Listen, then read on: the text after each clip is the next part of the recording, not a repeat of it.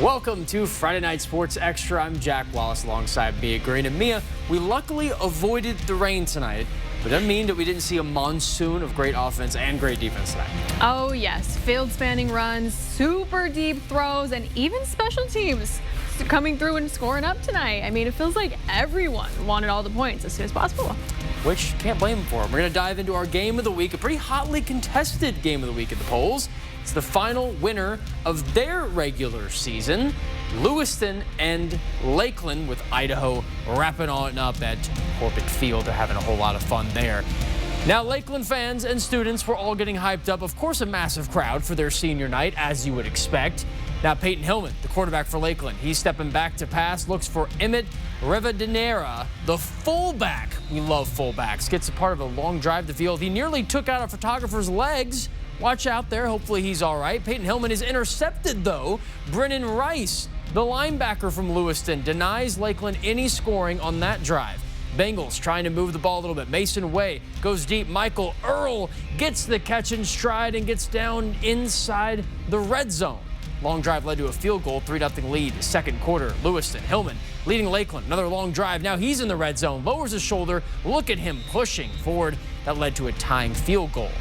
Now looking at another field goal coming on in. Yep, that does it there. But Lakeland, how about them? The Hawks, they are rolling in the end. They just crushed Lewiston despite not much early on. Now this win is big. That activates the Kansas City tiebreaker, that jamboree with all these big schools in 5A. That's going down Monday at 6 at Coeur d'Alene High School.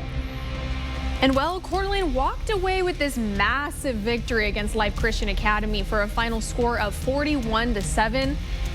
And well, Lake City and Post Fall met last night for our only other 6 a game. It's the Timberwolves coming away with an upset win over the Trojans, spoiling their senior night, unfortunately. Quarterback Britton Johnston threw for 4 scores, 3 of which wide receiver Landon Levesque to beat Post Falls for the first time in a decade. Look at that. Both teams end their season 3-6. Neither qualify for the postseason, as 6A only allows 3 at-large berths in their 12-team playoffs. And their final in Post Falls, 28-20. 16 of Post Falls points scored in that fourth quarter. A close comeback attempt right there for you. And around the state, we saw 2 huge blowouts. The Kendrick Tigers finish another perfect regular season with a 78-8 win over Prairie. Woo, that's a big score, 70 points. And wow, Bonner Ferry finishes an impressive 7-2 this year after a 71-14 win over Timberlake.